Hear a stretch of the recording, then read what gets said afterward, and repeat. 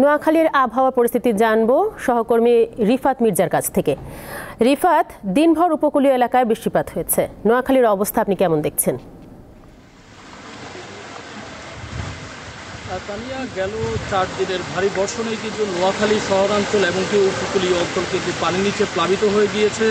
আবহাওয়া অফিসের তথ্য অনুযায়ী কিন্তু গেল 24 ঘন্টায় 96 মিলিমিটার কিন্তু রেকর্ড করা হয়েছে। আসলে নোয়াখালীর চিত্রটা যদি আমি তুলে ধরি, নোয়াখালী শহরাঞ্চল বলতে নোয়াখালী পৌরসভা, চৌমুহনী পৌরসভা এবং চাঁদপুর পৌরসভা, সেনবাগ পৌরসভা, প্রত্যেকটা পৌরসভার চলাচলে অনুপযোগী হয়ে পড়েছে। প্রত্যেকটা সড়কে পানি ঢুকে গিয়েছে এবং বাসা বাড়িতেও কিন্তু পানি ঢুকার কারণে কিন্তু অনেকে রান্নাও করতে পারছে না। তার পাশাপাশি যদি আমি উপকূলীয় অঞ্চলের কথা বলি, উপকূলীয় অঞ্চলে কিন্তু লোকালয়ে পানি প্রবেশ করেছে। তার মধ্যেই আমনের যে ফসল সেটি কিন্তু পানির নিচে তলিয়ে গিয়েছে এবং শরৎকালীন যে সবজি সেটিও পানির নিচে তলিয়ে গিয়েছে। তার পাশাপাশি আমি যদি বলি, নোয়াখালীতে অন্যান্য সময় যে বর্ষাকালীন সময় পানি উঠলেও পানি নেমে যেত, কিন্তু এবারে পানি নামছে না।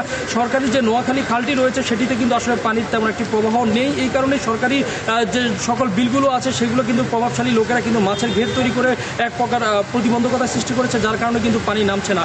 এর পাশাপাশি আমি যদি বলি, এই ভারী বর্ষণের কারণেই কিন্তু আসলে নোয়াখালীর সদর হসপিটাল আমরা খবর নিয়েছি, ডেঙ্গু আক্রান্ত রোগী এবং ডায়রিয়া রোগীর সংখ্যাও কিন্তু বাড়ছে। তার মধ্যে কিন্তু শূন্য বয়স থেকে শুরু করে প্রায় 30 বছর বয়সের লোকেরা বেশি আক্রান্ত হচ্ছে। তো নোয়াখালীর সার্বিক পরিস্থিতির কথা যদি বলি, গেল কয়েকদিন থেকে যে ভারী বর্ষণ হচ্ছে, তার পাশাপাশি গেল 4 দিন একটানা বৃষ্টি হওয়ার কারণেই কিন্তু আসলে নিম্নাঞ্চল এবং লোকালয়, শহরাঞ্চল সবগুলোতে কিন্তু পানি প্রবেশ করেছে। আমি এই মুহূর্তে আছি কিন্তু নোয়াখালী প্রেস ক্লাবের সামনে।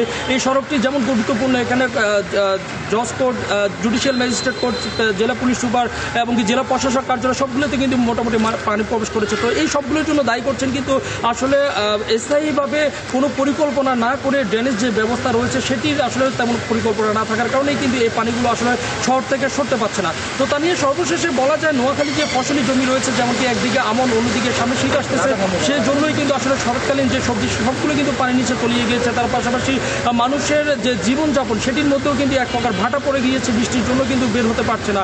আর এর পাশাপাশি কিন্তু নিম্নাঞ্চল যেগুলো আছে সেখান থেকে আমরা খবর নিয়েছি যে বিভিন্ন রোগে, অ্যালার্জি থেকে শুরু করে ডেঙ্গু আক্রান্ত এবং ডায়রিয়া রোগও কিন্তু আক্রান্ত হচ্ছে। তো বলা যায় যে এই ভারী বর্ষণের কারণেই কিন্তু নোয়াখালীতে প্রায় 6 থেকে 7 লক্ষাধিক মানুষ কিন্তু পানিবন্দী হয়ে রয়েছেন। তো এই ছিল নোয়াখালী প্রেস ক্লাব থেকে আমার কাছে সর্বশেষ। তানিয়া, নোয়াখালী থেকে আবহাওয়ার পরিস্থিতি জানাচ্ছিলেন রিফাত মির্জা।